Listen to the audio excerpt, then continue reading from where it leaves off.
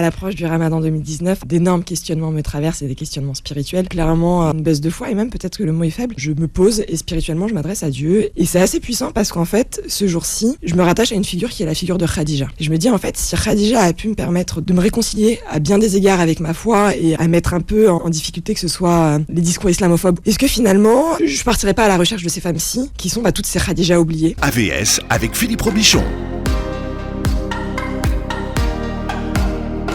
À votre santé, bon Ramadan à tous. Le mardi, on est avec Nadia El Bouga. Bonjour Nadia. Bonjour Philippe, bonjour à toutes et à tous. Sage-femme et sexologue clinicienne.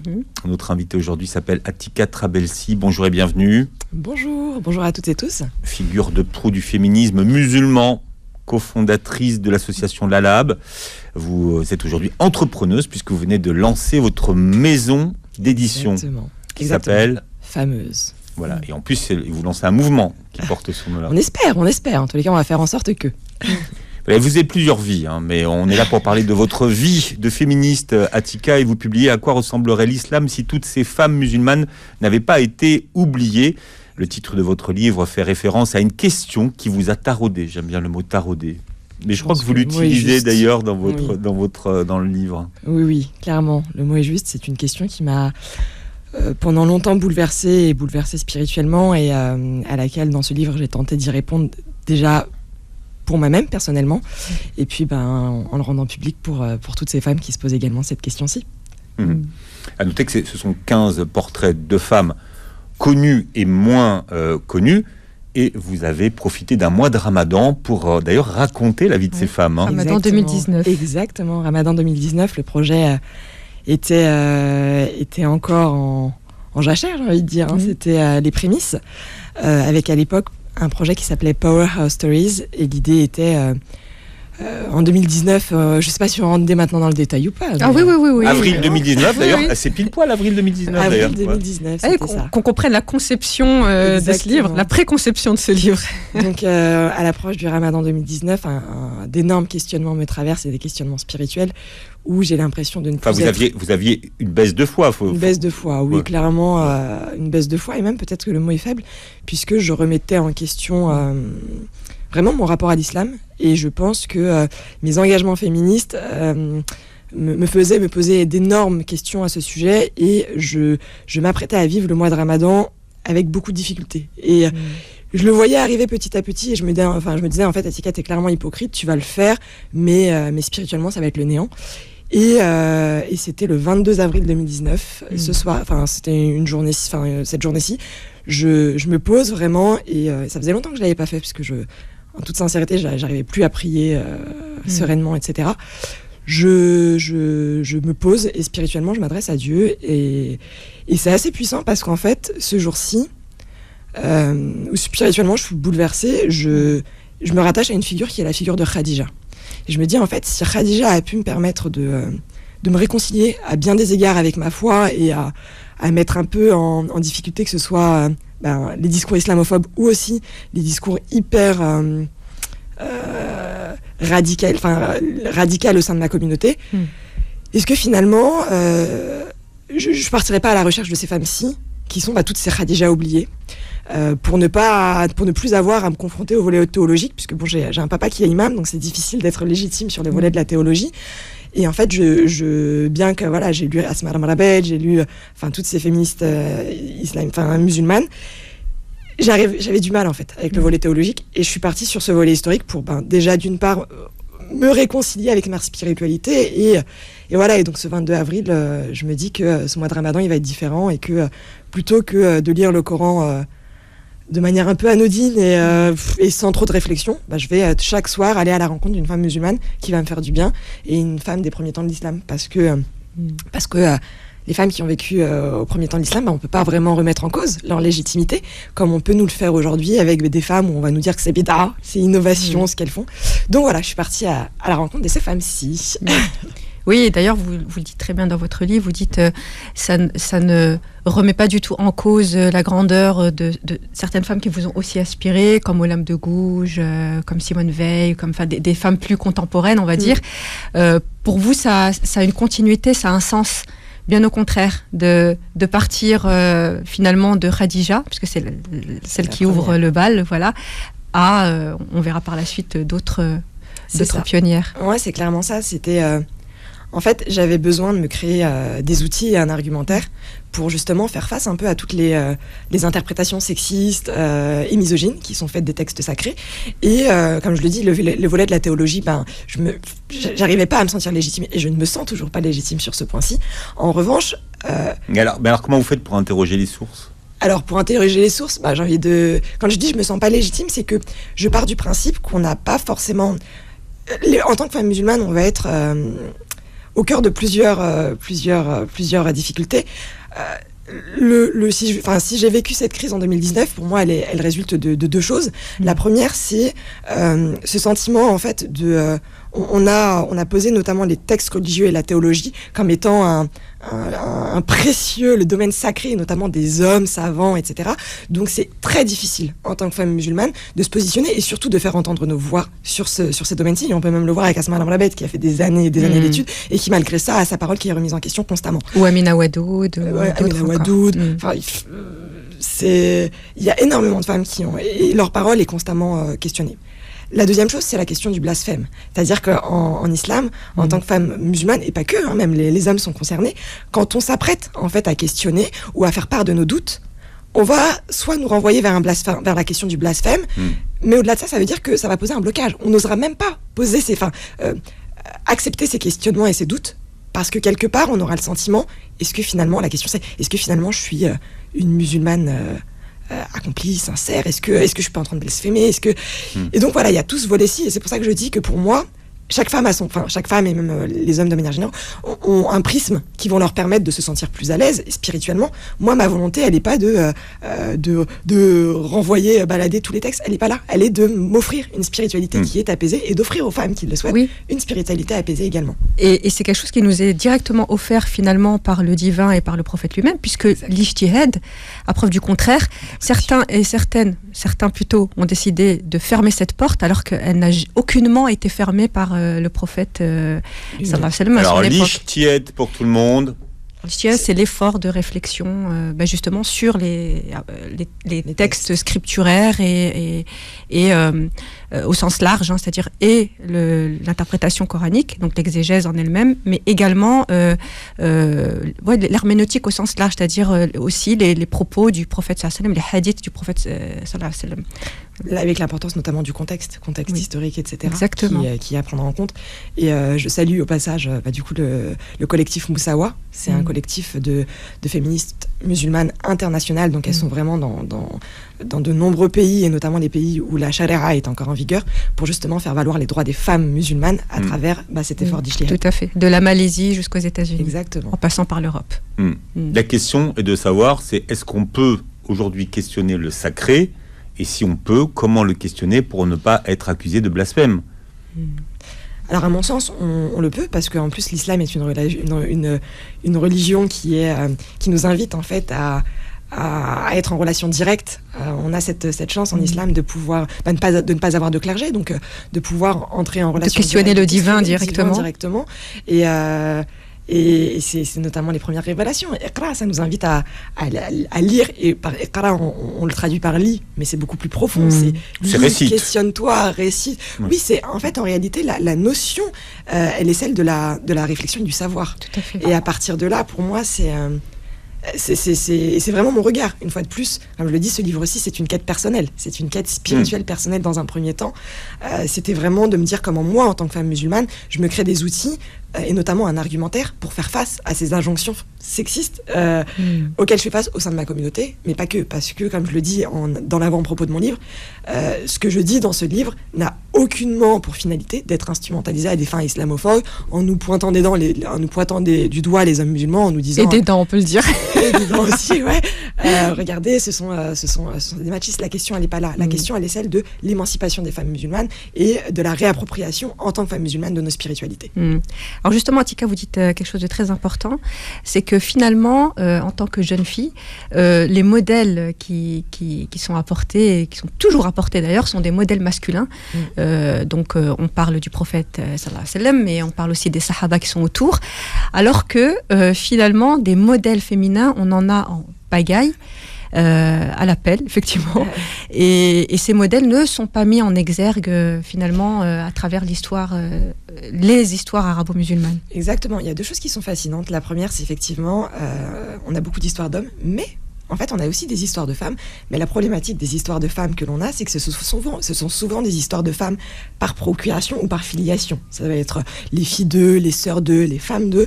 Et donc, généralement, elles sont mises en avant pour leur statut de femme en tant que c'est vraiment des statuts de substitution, entre guillemets, et donc elles vont souvent être posées comme modèle de pudeur, de piété, mais toujours dans une dimension qui va être à travers un regard purement masculin. Donc c'est ça, pour moi, la première chose, effectivement, qui est problématique.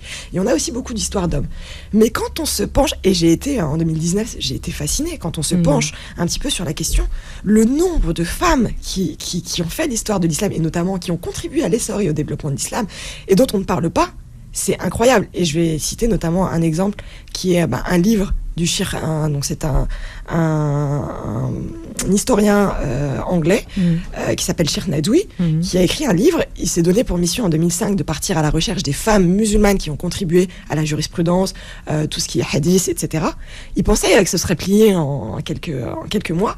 Et en fait, il a mis 8 ans à écrire ce livre. Il a retracé l'histoire de 36 000 femmes. Et son livre fait 56 volumes. Donc rien que ça, et on parle que du volet de la jurisprudence. Et est-ce qu'on a une traduction en français ? En anglais, malheureusement, pas en français. Ah ouais. Mais peut-être que ça va venir, on Ça espère. pourrait. Voilà, et on parle de femmes musulmanes, dont qui ont été oubliées par l'histoire et que vous nous restituez dans votre livre. Vous en avez choisi 15, mais on aurait pu en mettre beaucoup plus. Atika Trabelsi, vous êtes notre invitée ce matin et votre livre s'appelle « À quoi ressemblerait l'islam si toutes ces femmes musulmanes n'avaient pas été oubliées ?» Je voulais savoir si votre féminisme a été d'une certaine façon à l'origine d'une baisse de foi. Le fameux burn-out militant. Oui, clairement. Clairement. Et c'est marrant parce que j'en parle notamment dans le livre. Je dis, à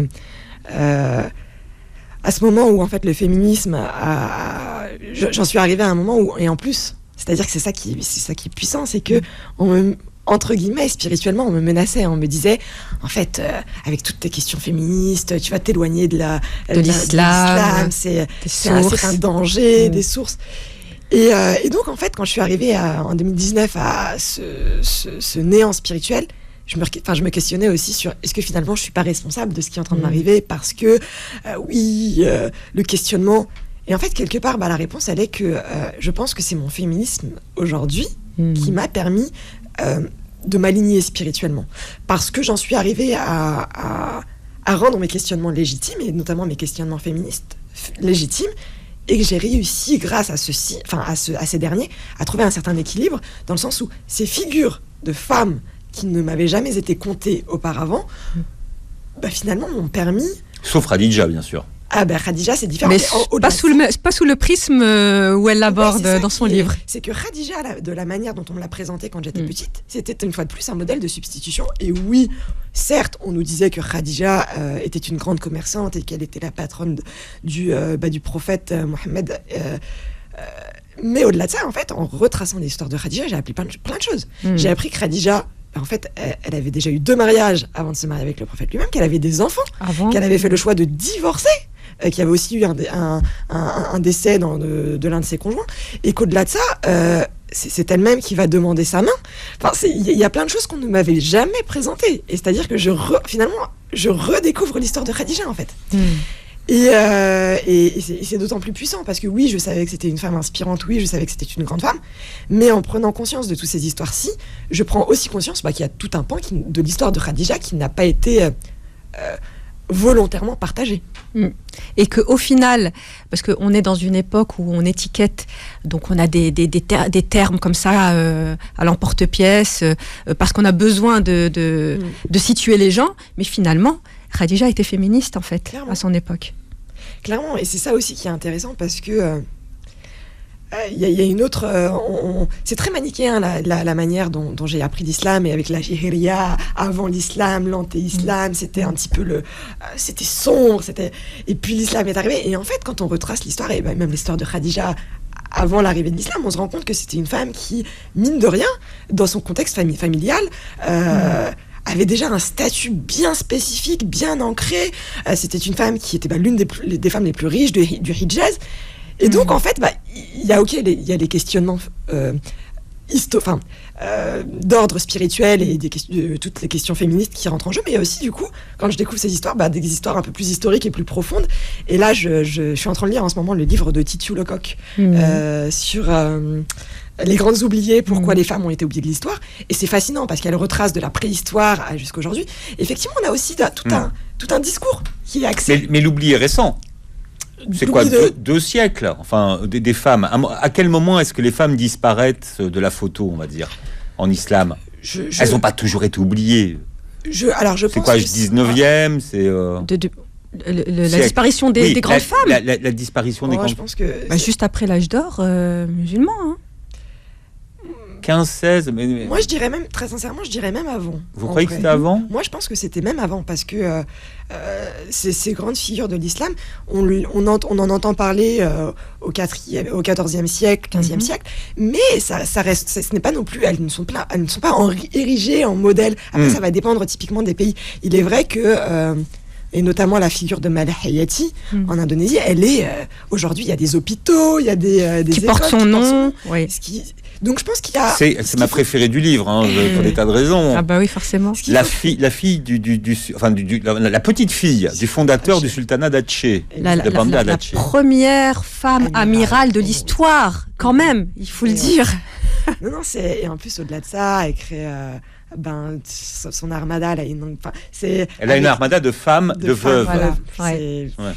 Je pense que c'est aussi une histoire que j'aime beaucoup parce qu'il y a le côté ce côté de sororité. On crée un collectif de femmes et puis c'est une histoire, elle est merveilleuse. Et puis elle intègre une institution ultra masculine et elle en prend la tête. Elle en prend la tête avec sagesse d'ailleurs. Et elle tient tête aux armées portugaises qui à l'époque sont puissantes. Et elle les met en difficulté. Le détroit de Malacca. Ouais. Donc c'est une très très belle histoire. Et quand on découvre ce genre d'histoire, c'est une femme qui devient amirale, qui monte sa propre armada, qui est la première amirale au monde. Et reconnue du coup par ses pairs et par les comment dirais-je, l'institution militaire masculine de l'époque. C'est ça, et qui monte une armada. C'est un sacré challenge. Veuve de militaires. Et qui en fait mettent en déroute des armées qui, depuis des années, gagnaient du terrain dans la colonisation, notamment du détroit de Malacca, pour ensuite continuer leur... Toujours aujourd'hui un des détroits les plus fréquentés du monde. C'est ça, d'un point de vue de commerce. D'un point de vue géopolitique. Il y a plein de pirates là-bas. Alors, comment vous avez fait justement pour trouver toutes ces sources? Parce qu'on sait que... En francophonie, il y a une pauvreté inouïe sur ces sujets. En anglophonie, il y a un petit peu plus de sources déjà. Et en arabophonie, on les a effacées. Donc, comment vous avez fait? Alors, comment j'ai procédé? En français, j'ai essayé en français. On a commencé en français et catastrophe. En français. Et je vais même vous citer certains exemples de femmes dont je parle dans le livre, qui sont instrumentalisées à des fins mais incroyables. Typiquement, l'histoire de Noussaïba, qui était une des gardes du corps du prophète, est utilisée en français pour faire l'appel au djihad et inviter les femmes musulmanes à dire vous pouvez aussi aller combattre. Elle a combattu. Pareil pour Khawla, pareil pour Waraka aussi. Waraka, c'est des histoires en français catastrophiques. En anglais, effectivement, beaucoup plus de choses. Beaucoup plus de choses. En anglais, on fait déjà ce premier pas de les découvrir. Malheureusement, il n'y a pas encore beaucoup de références, etc. Mais on met le nom, on découvre des noms et des fragments d'histoire.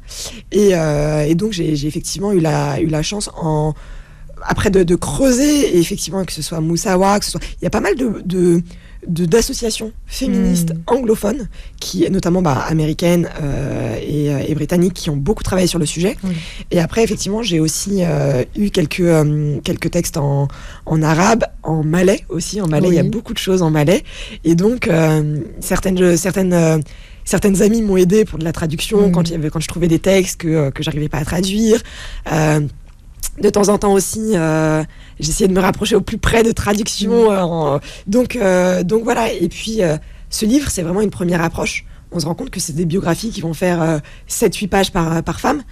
Et ma volonté, elle n'était pas forcément de rentrer dans un détail historique, mais déjà de palper et de se dire, waouh, ces femmes-ci, elles sont là, elles existent, et qu'est-ce qu'elles nous disent en fait, qu'est-ce qu'elles nous disent de nos spiritualités, qu'est-ce qu'elles nous disent de la richesse de notre histoire, et à quel point elles nous font du bien en fait. Donc le Iqra, vous l'avez vraiment mis en pratique. Ouais, j'ai franchement, alors c'était pendant le Ramadan, et je pense que ça a été un des mois de Ramadan les plus intenses, parce que tous les jours j'écrivais, et c'était intense de combler à la fois le travail, mais je travaille à temps plein en tant que responsable communication dans la grande distribution, et le Ramadan, c'est un mois très très intense d'un point de vue de l'activité, et donc je me forçais pendant mes temps de déjeuner à écrire pour ce projet Powerhouse Stories. Et le Ramadan suivant, j'ai commencé à écrire le livre, et c'était des ramadans très très intenses. Voilà, c'est la première émission avec vous, Nadia, pendant ce mois de Ramadan. Et notre invitée s'appelle Atika Trabelsi, qui publie À quoi ressemblerait l'islam si toutes ces femmes musulmanes n'avaient pas été oubliées. Un livre que vous éditez dans votre maison d'édition, que vous avez créé pour l'occasion. Donc là, il y a un portrait de 15 femmes que vous avez réunies en famille. Donc on parlait des pionnières dont Khadija fait partie, mais il n'y a pas que des pionnières. Non, quels sont les autres ? Donc on a 5 chapitres. Le premier chapitre, effectivement, c'est le chapitre sur les pionnières, celles qui ont osé ouvrir la voie et un peu elles ont remis en question l'ordre établi, on va dire. Ensuite, on a les...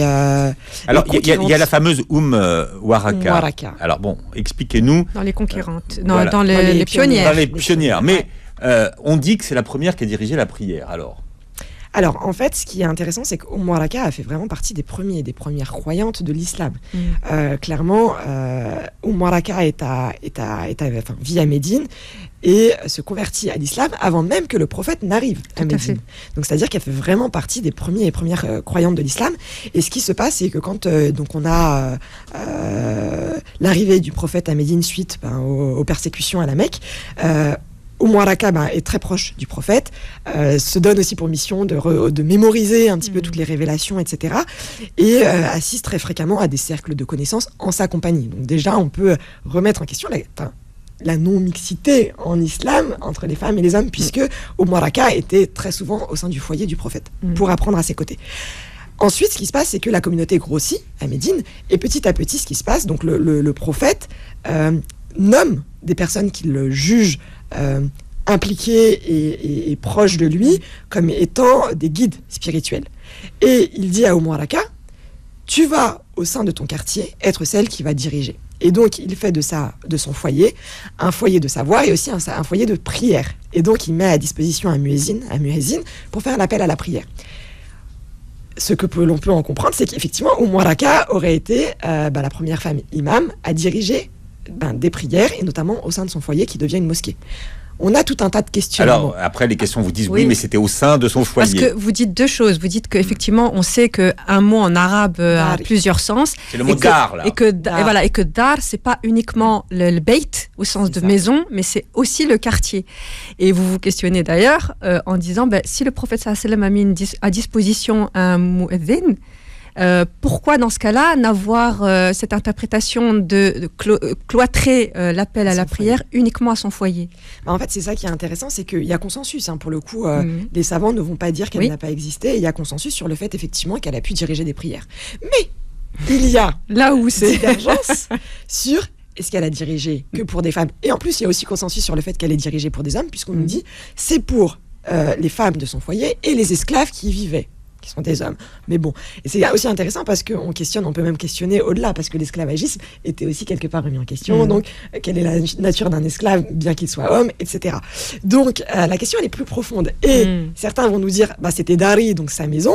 Et bon, c'est vrai que moi, les questionnements qui me taraudent, c'est alors pourquoi effectivement on y a mis un muezzin pour faire l'appel à la prière? Si c'était vraiment centré sur l'intérieur, il n'y a pas forcément besoin de ça. Et donc plein de questionnements, et super intéressant. Et là, je renvoie à Amina Wadoud, qui pour le coup, Amina Wadoud, qui est une américaine, qui pour le coup est aussi imam et qui est contemporaine. Contemporaine. Première femme imam inclusive. 2005-2007, j'ai plus la date exacte. Mais c'est marrant parce que moi-même, et c'est ça qui est intéressant, c'est qu'on voit la progression de chacun et chacune. Je me souviens très bien en 2005, lorsque ça a fait un tabac au sein de la communauté musulmane, quand ça s'est déclaré imam, la réaction de mes proches, et notamment la mienne. Je disais, astaghfirullah, n'importe quoi. J'étais jeune, j'avais 13 ans. Et c'était impensable. Moi-même, j'étais dans une sorte d'endoctrinement. Quel blasphème. Mais quel blasphème. Mais comment on peut se permettre? Mais honte à elle. Et puis, j'ai découvert Amina Wadoud, j'ai découvert ses lectures. Et aujourd'hui, si elle m'entend, toutes mes excuses.